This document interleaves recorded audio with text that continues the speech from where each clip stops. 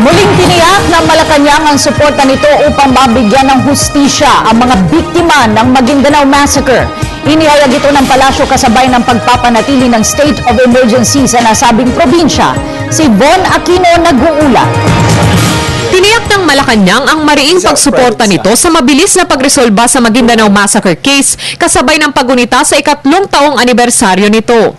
Ayon kay Presidential Spokesperson Edwin Lacerda, habang umuusad ang kaso sa korte, patuloy na tinutugunan ng pamahalaan ang isyu ng seguridad sa Maguindanao. In terms of hastening or expediting the judicial process, we have time and again made our plea to the judiciary to expedite the process without of course sacrificing due process.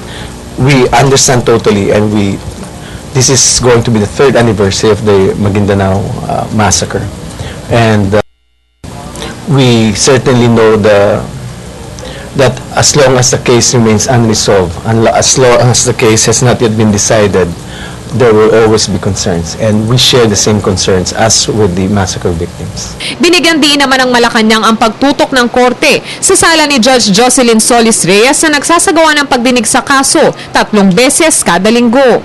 Mananatili naman ang state of emergency sa Maguindanao na siyang napagkasunduan ng national at local government officials upang mapanatili ang kaayusan at katahimikan sa lugar. We have been able to maintain peace and order in Maguindanao, and so we continue to monitor the peace and order situation, especially in the light of the coming elections.